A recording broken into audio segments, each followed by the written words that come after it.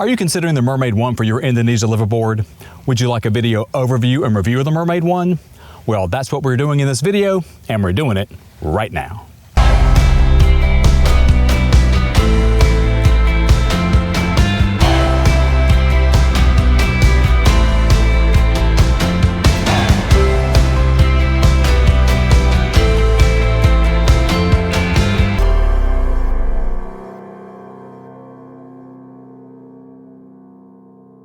Hey folks, Kevin here with a review and video overview of the Mermaid I liveaboard. Liz and I were recently on the Mermaid I for a 10-day Raja Ampat trip, and we had a great time. We loved it. But is the Mermaid I right for you? Well, let's find out. In this video, we'll cover the entire Mermaid I experience from arrival in Sarong, boarding the boat, the dive operation, and of course the food. We'll take a look at all the passenger areas of the boat and do a complete walkthrough of the 4 different types of passenger cabins. After all that, we'll discuss the pros and cons of the Mermaid I, and there are both. This is a longer video, so I've provided timestamps for all the different topics. If you just want to see the pros and cons, or you just want to see what a below deck room looks like, feel free to jump around. We certainly hope you watch the entire video. There's a lot of good information here, but if time is limited, feel free to jump around, then come back later on when you can watch the whole thing. Before we get to the Mermaid I though, if you're new to our channel, welcome. Thanks so much for watching. My wife Liz and I provide travel destination tips, tricks, advice, and reviews, all geared towards making your trip easier and more enjoyable. We've got a particular passion for the island of Bonaire. We love shore diving there, we love visiting there, but it's not the only place we visit. This video is in the first in our series about our recent Indonesia trip. We'll have videos about the flights we took, airport lounges, the hotels we stayed in, especially the one in Sarong before and after the liveaboard. We'll have a video about the entire cost associated with this trip. You know, paying for a liveaboard is not just about the boat itself. There's a lot more involved, and we'll cover all of that in that video. If all that sounds like something you're interested in, we'd love to have you join our community by subscribing to our channel. You can do that by taking a giant stride on that subscribe button. Then make sure you hit the notification bell too, so you'll be made aware when we have new content for you to enjoy. Make sure you give the video a thumbs up if you enjoyed it, and share it with your friends. Heck, share it with your enemies too. Why not? But enough of all that, let's head on over to Indonesia and dive right into this review of the Mermaid I liveaboard. We left Raleigh at 5:30 a.m. Wednesday morning, and after a 5-hour layover in New York, then 12-hour layovers in both Hong Kong and Jakarta, we landed in Sarong at 6 a.m. Saturday morning, 60 hours later. We arrived the day before our liveaboard to account for any travel delays on the way to Sarong. We reserved a room at the Aston Sarong Hotel for the night. We actually reserved 2 nights. Since our Sarong flight landed at 6 a.m., we booked the night before too, and we were so glad we did. We were able to check in immediately, put our bags in our room, enjoy the included breakfast buffet, then relax and rest for the remainder of the day and night. Those who hadn't reserved the night before had to wait in the lobby until the afternoon. No fun after an overnight flight. The Aston Sarong is located across the street from the airport. The next day, the Mermaid driver picked us up at 12 noon for the short 10 to 15 minute drive to the marina. And by marina, I mean the rickety dock where you'll board the tender to be ferried out to the boat. The Mermaid crew is at the dock to greet us, load our luggage, and get us underway. This is when your trip really begins. For Liz and me, the 18 months of waiting were finally over. Even the cloudy gray skies couldn't dampen our spirits as the Mermaid I came into view. Once on board, we were greeted by the dive master, met some of the crew and our fellow guests, then shown to our room and given time to unpack. We had a general cruise briefing, set up our dive gear, then had dinner while we got underway for our overnight cruise down to Mosul. The next morning, we woke to clear skies and the beautiful scenery you've seen in all the magazines. Pool's open, let's go diving. So what's a dive day like on Mermaid I? Dive days start early with a 6 a.m. wake-up call. A light pre-breakfast snack of pastries and fruit is available before the first dive at 7:30 a.m. After the first dive, you have breakfast. The second dive is at 11 a.m. followed by lunch. The third dive is typically around 3 p.m. followed by an afternoon snack. The fourth and final dive of the day is a night dive around 6:30 p.m. followed by dinner. Rinse and repeat for the next 7 days. There's a dive briefing 30 minutes prior to every dive. You'll review the site map and dive plan, anticipated conditions, marine life you hope to see, and contingencies for changes in conditions and unforeseen events. Mermaid I allows for a maximum of 15 divers plus 4 dive guides.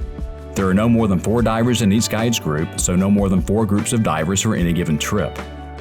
After the briefing, the dive launchers are staggered, 2 groups at a time, 15 to 20 minutes apart.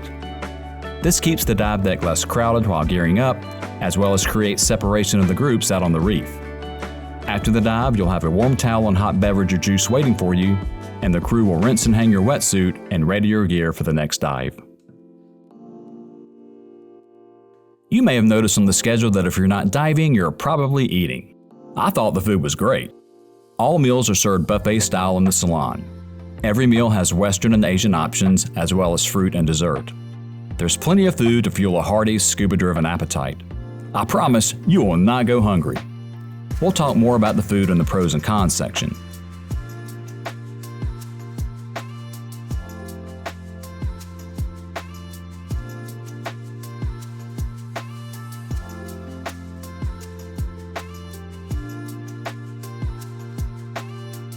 Adult beverages are available but not included in your trip cost. You can help yourself throughout the trip and pay on the last night. Soft drinks are included in your trip cost. Hydration is super important on a dive trip. Mermaid I provides you with a refillable water bottle upon arrival, and there are water stations available on both the main and upper decks. You won't spend your entire time diving, eating, or sleeping. You'll also have opportunities to get off the boat onto land. We had excursions for a beach visit, cave exploration, lagoon tours, and of course, the Pianamo viewpoint. Whether from a dive or an excursion, it was always a pleasure to return to the Mermaid I and her outstanding crew, especially YN and Putu. With that in mind, let's take a look at the common areas of the Mermaid I. You'll spend a good bit of time in the Salon located on the upper deck. All meals are served in the Salon. This is also where you'll attend your dive briefings. The Salon is open to guests 24/7.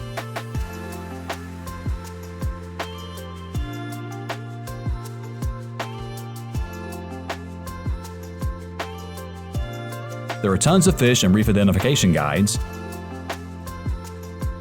and a small selection of books. There's also a head for those in need.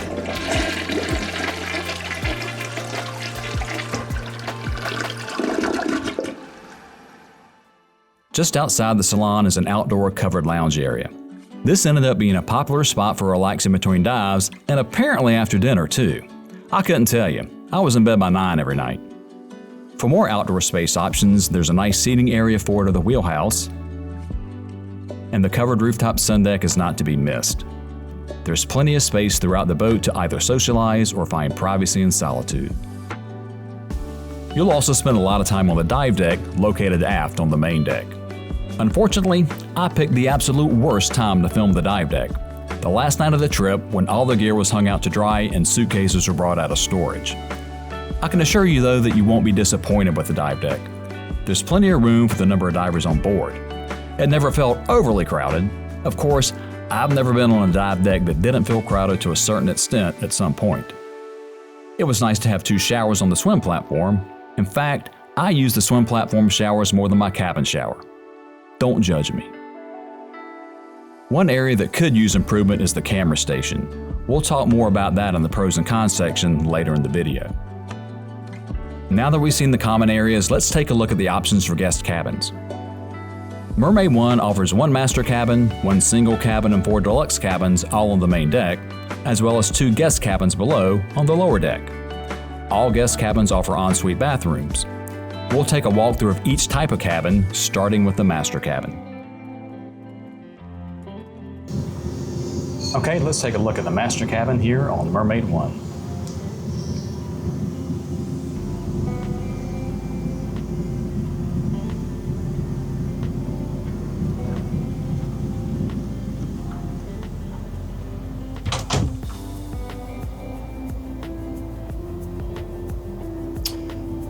This cabin has what they call a king bed, and it's pretty darn close to what we consider a king.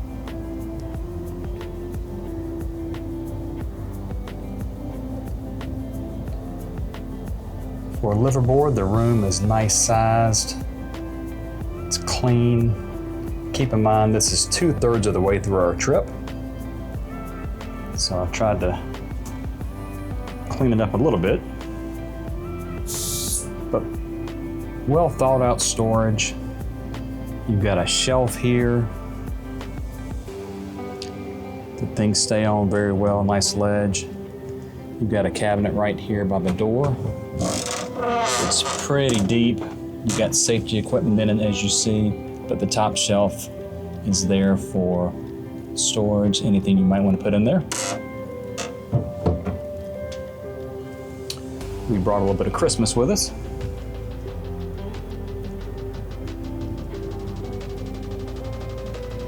AC works well. You can close these vents off if you want. There are also identical vents on the other side. They rotate.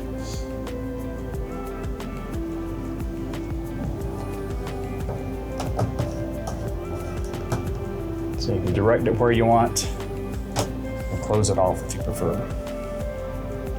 One thing you might notice out the window is the bow of the boat. That's where the crew takes their breaks. So just keep that in mind if you are considering this room. It is not an issue. Those windows are tinted. They never look this way that I've seen. And they, let me tell you, they deserve a break. They really do. They work hard. But just be aware of that. It has not been an issue for Liz and I. But that is where they like to take time to relax. You'll also see there's a fan if you want to use a fan. Good table here. There are ledges on all the surfaces to keep things from sliding. Inside the drawer, which we've got a lot of stuff in here. Your charging banks come with the boat. You just plug them in up here in these outlets. But these fit our American plugs as well as European, and of course you've got USB and USB-C. Mermaid does ask though that you only charge things when you're physically in the room, so keep that in mind. They do offer laundry services for a small fee. It's about €1 per item. Just fill out that form.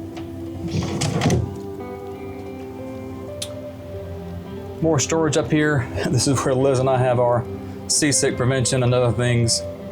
But nice cubby hole up here. You do have a closet, so if you have anything you want to hang, there are robes that come with the room.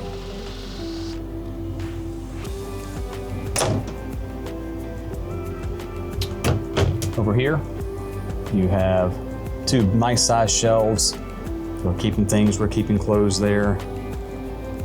You've got two drawers at the bottom to keep items in. Mini fridge staring at you right there. They preload it with a few soft drinks and things for you.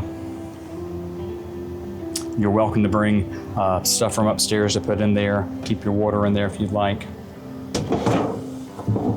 That's there for you to use. Let's look at the bathroom. Single sink. Master has a nice sized bath.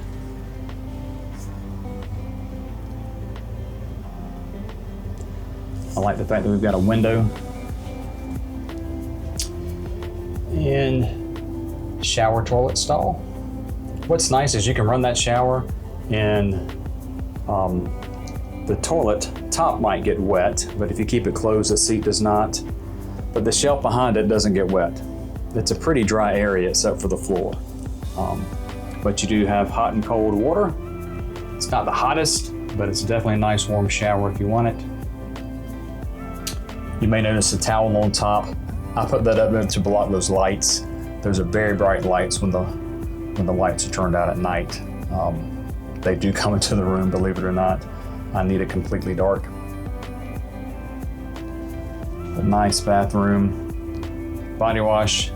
They do also supply shampoo and soap.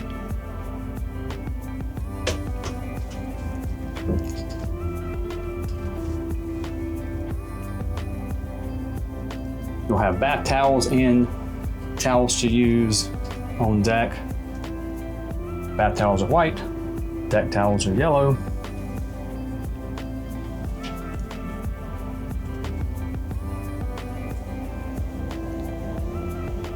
And this has been a very comfortable room for us. Even though we're at the forward of the boat, it rides nice. We've had very nice flat calm seas, but the pass over was a little rougher, not bad, but it rides nice up here in the front. So don't let that stop you from booking this cabin.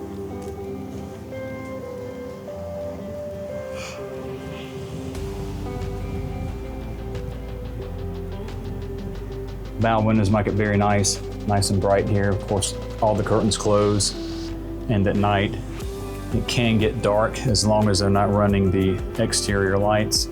It's nice and dark for sleeping. Another thing, you do have lights. Hope you can see that. A little shotgun light there on both sides of the bed, reading lights, and they work very well. Folks, this is it. This is the master cabin on Mermaid I liveaboard.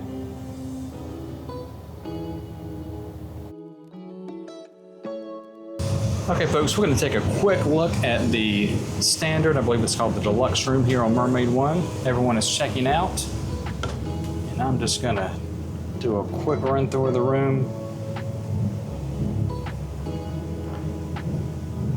Same amenities as all the other rooms, of course, as I mentioned.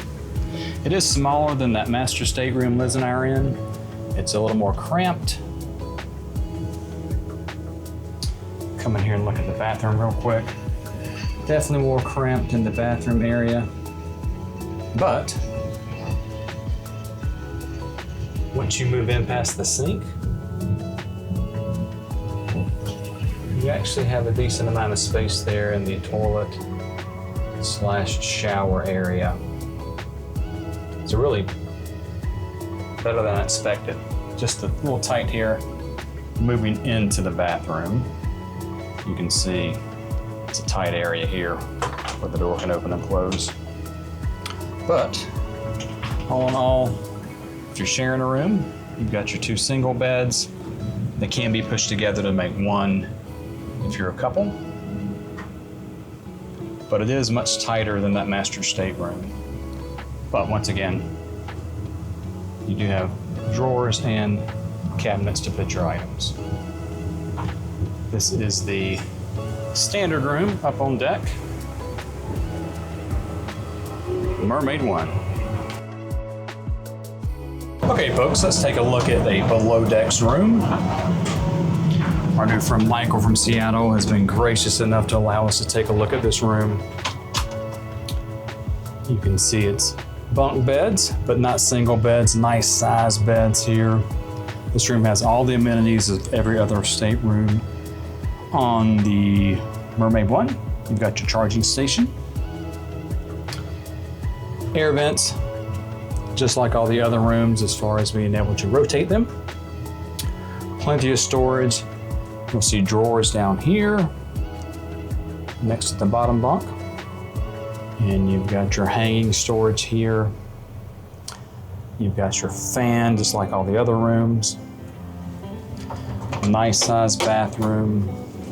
A little smaller, of course, than the other rooms, or some of them, but it's still all you need, good size.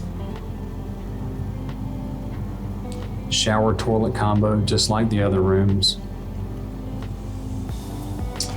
But the below deck rooms do afford you a slightly lower price. And if you're lucky, like our buddy Michael here, not quite as many people on the boat this time, so he got this room by himself at no upcharge. Once again, this is the below deck stateroom here on the Mermaid I. Okay folks, let's take a look at what I think is the coolest room on the boat, and that is the single room. This is a room that is just for one person, as the name implies. And our new dive buddy, she was in our group, Deanne from Tennessee, has been so nice in allowing us to video her room. But as you can see, just a single bed, but the room has all the same amenities as every other stateroom on the Mermaid I. It's just about half the size of the regular rooms, but it's perfect. I really do like this room. If I was traveling without Liz, I 100% would be booking this room. Big bathroom compared to the regular staterooms. I really think this room is great. I really do. Perfect size for the one person. I know it's small, but there really is plenty of room to move around. Great room. Plenty of storage space for one person.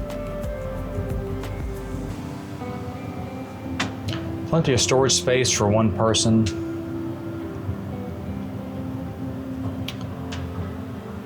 This is the single room on Mermaid I. Okay, let's talk about the pros and cons of the Mermaid I, at least as I see them. I'll try not to ramble. I may a little bit, I apologize. But what you're going to see as I go through these, I may see something as a pro, but you may see it as a con, right? And that's not uncommon. So I'll try to point those out as I go along. These are in no particular order, but let's start with the pros. First off, I really like the Mermaid I. It was a good fit for me and Liz. We really like the boat. A few things I really like the communication from Mermaid I. We booked direct with them. We didn't go through a dive shop. We didn't go through liveaboards.com. We booked direct with them. I prefer to go direct with my vendors. They communicated great. Whether it was, if I had questions, they got back to us. Similar to what I was mentioning, the master cabin, even though we booked 18 months in advance, was reserved. We let them know we'd prefer that cabin. They put us on a waiting list. Lo and behold, 4 months prior to our trip, they reached out to us, it was available, so we upgraded to that. But they're very good about communicating. Paying was super easy, paying direct. They would always send the link to pay, and you could pay in US dollars or euros, whatever you wanted. Just a very simple process. They communicated very well. They had a change in address or something like that during the process. They were very upfront about that. Great communication, can't stress that enough. The boat itself, I really like. I like the fact that it was built as a dive boat. It was built in 2000, I believe, but it was specifically built as a liveaboard. I like the fact that it's a steel ship and not a wooden ship. Now, perfectly frank, those wooden sailing vessels, they're prettier than these steel hulled vessels, right? It's a more romantic type boat, if you will, the wooden sailing ships. But I prefer a steel hulled boat. They ride better. The Mermaid I in particular was a very easy riding boat. Full transparency, we didn't really have rough seas a lot. We had the crossing to Mosul was somewhat rough, and then a couple days in there we had some rolly seas. Boat took it great. Never even would have known if you hadn't looked out the window. So a very easy riding boat, sits well in the water. Aesthetically, I think it looks good for a steel hulled boat. More of a traditional looking boat. Compared to something like the Gaia Love, which is a more modern looking boat, I think that boat's hideous. Doesn't make a hill of beans difference about diving, but I like the look of the boat. I like that it's steel. I like that it's not wood. Those wooden boats can creak.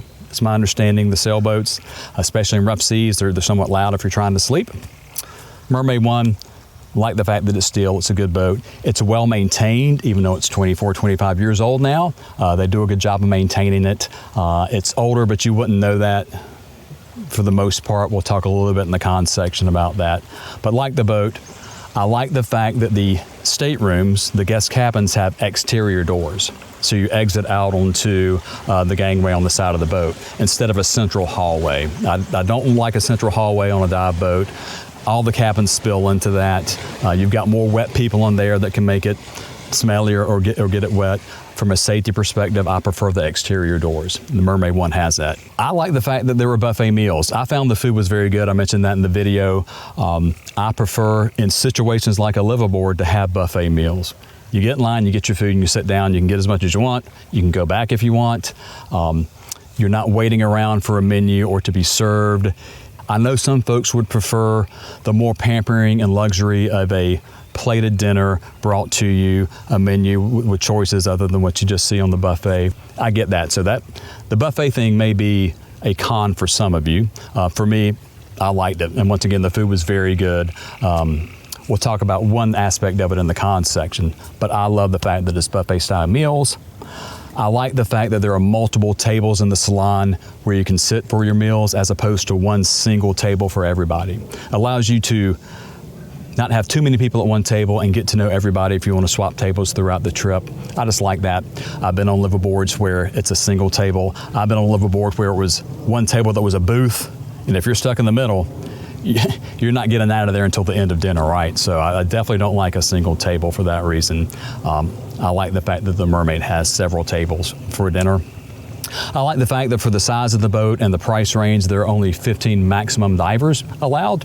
Now, 2 would be perfect for me, just Liz and I. You know, we're shore divers, and we'd prefer just to dive by ourselves. At least I would. I know Liz likes people to dive with a little more than I might, but the fact of the matter is, maxing out at 15, and we only had 13-hour trip, makes it nice, makes it easy to break into smaller groups and separate out on the reef.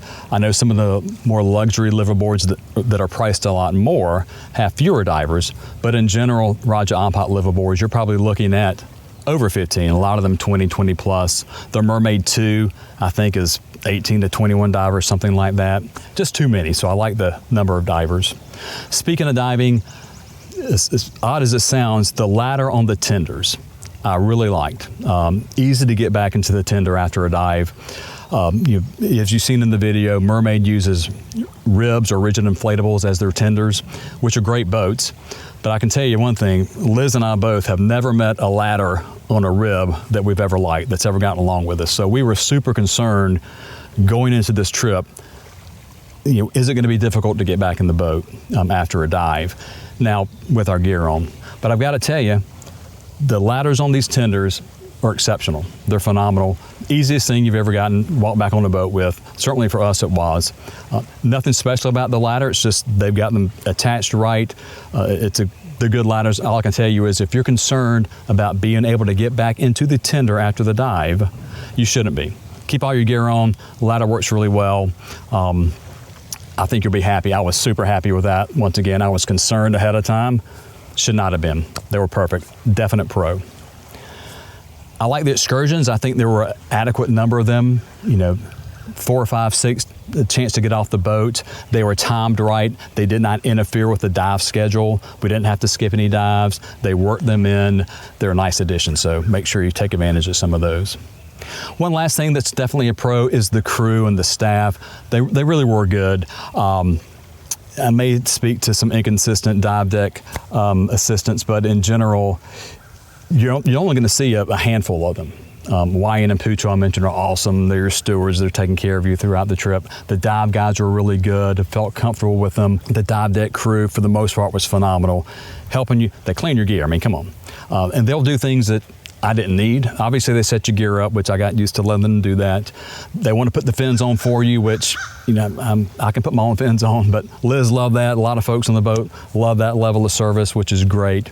And so they're there to do that for you, but never a frown, never a feeling of not being welcomed by that crew and staff. They were awesome. I'm rambling, I get that, but I just want you to know that you'll be very happy with the crew there. They're great.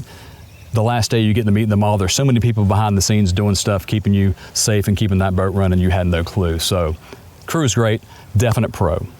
Let's move on to some of the cons. I mentioned the boat was built in 2000. It's starting to show its age. I don't mean that from a maintenance standpoint. I just mean from, it's somewhat tired with the decor. So if you're looking for that sleek, modern look, you're not gonna get that. It's, truthfully, it's built in 2000. It kind of has that 90s flair with the type wallpaper they use. Scratches, scuffs and marks on the upholstery, things like that.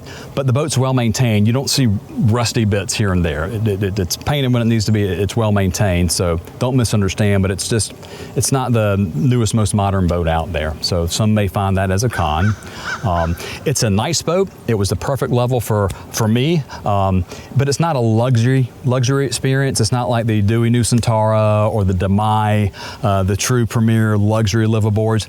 Of course, you pay for that stuff, but it's not tons of pampering. I like to see it as a diver's dive boat, but a diver that wants a really nice experience, right?